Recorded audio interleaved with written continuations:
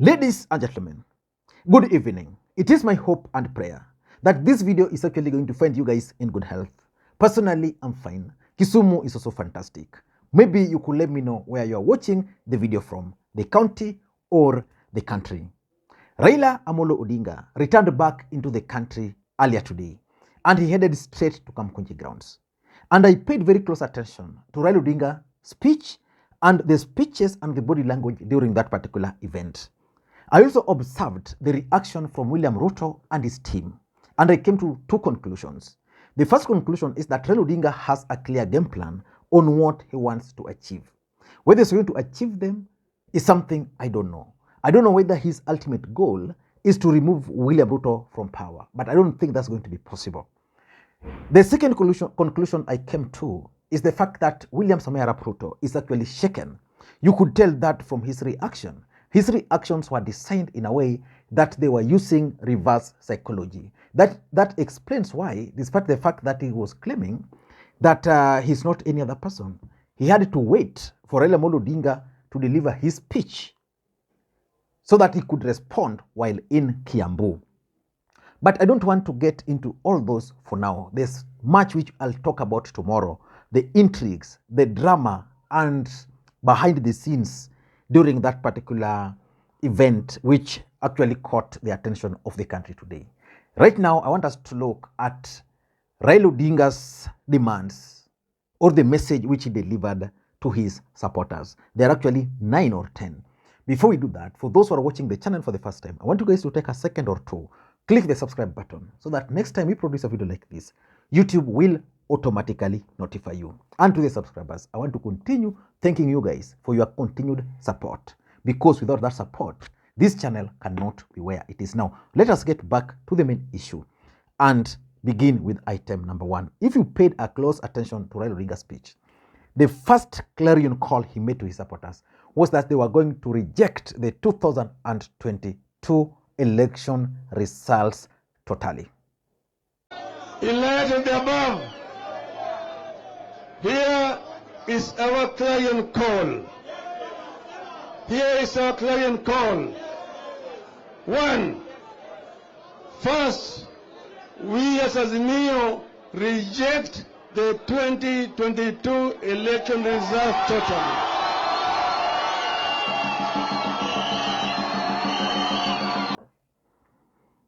And the question which probably I'm not able to answer, maybe you could answer, where does that leave us as a country?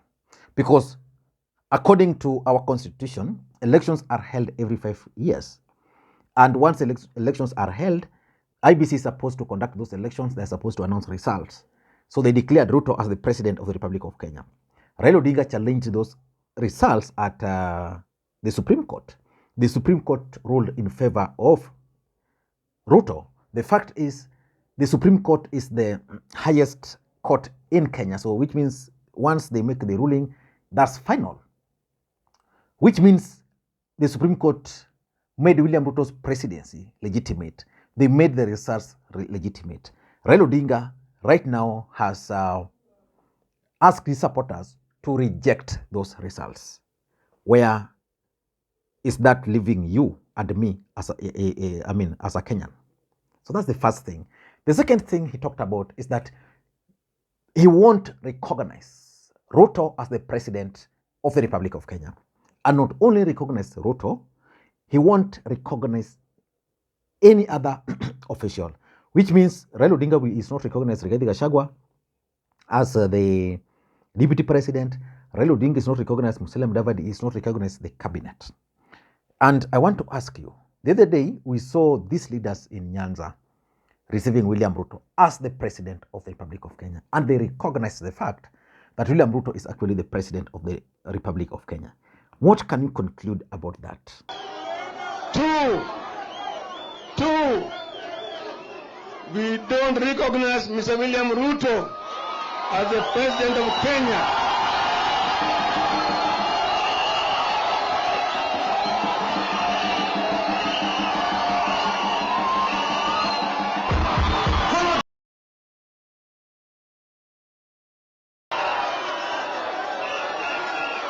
Hello?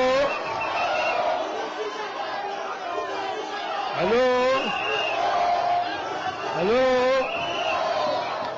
We don't recognize him, and we equally don't recognize any officials in office with him. I'm just asking. Because if Raila is asking his supporters not to recognize Ruto, these other guys are recognizing him. Do we conclude that the leaders who received Ruto, for example, in Nyanza, went on their own? Or is this a new development? Because for me, if Raila Odinga wanted to reject and not to recognize this government, he ought to have done that early enough. Right now, in my view, Kenyans have moved. But of course, in the past, we saw Kenneth Matiba failing to recognize the presidency of Daniel Toroitich arap Moi. He didn't recognize it. And he lived by it. He died by it. So the fact is, Raila Odinga can actually, with his supporters, agree that Ruto is the president. But then they are not going to recognize him. Because in that speech, they didn't say that Ruto is not the president. They only said that they are not recognizing him. So that's also something which came out. The third thing they talked about is the audit of the IEBC infrastructure. Now, William Ruto has been heaping praises of Wafula Chebukati. From nowhere, an IEBC insider, working very closely with some international organizations, revealed that Raila Odinga actually won the presidency of the Republic of Kenya by close to 2 million votes. The Supreme Court ordered for some few ballot boxes to be scrutinized.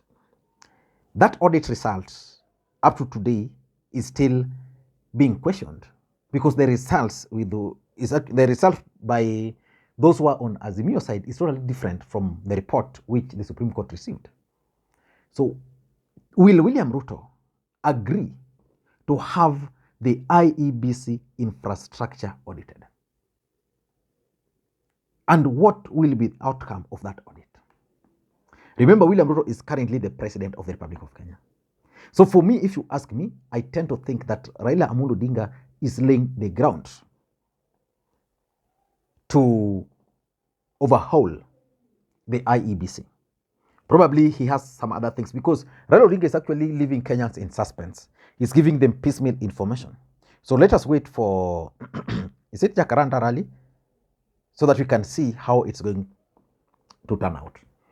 Number 4, Raila Odinga is also saying that the reconstitution of IEBC by Ruto is rejected.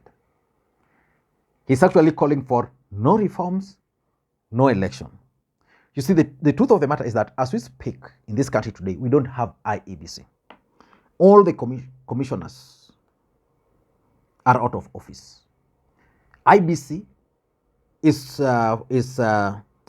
basically the commission. If they are not there, then there's no IEBC.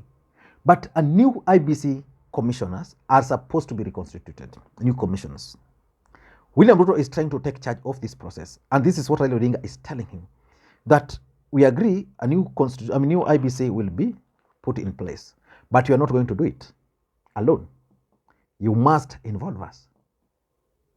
One thing I don't understand, for example, and I've always said this on this platform, I totally disagree with Raila Odinga on many things. And one of the things I disagree with him is the fact that he accepted to go into an election with Wafula Chebukati. We will not be talking the same language you are talking here. Again, William Ruto being the president of the Republic of Kenya, if he could scheme from outside, what will stop William Ruto from scheming from inside? I don't know what you think, but for me, the issue of IEBC is so dear to me. On this, I support Raila Odinga 100%. I even support the call of Kenya not having an election, as long as IEBC is not reformed. That's my own opinion. You could be having your own opinion. I don't want to get into yours. The fifth thing he talked about is he told Kenyans to reject the empty promises by Kenya Kwanza or Kenyans to reject UDA policies. I don't want to get into UDA policies or William Ruto promises. William Ruto made promises to Kenyans in 2013. They were never fulfilled. He made promises to Kenyans in 2017. Those promises were never fulfilled.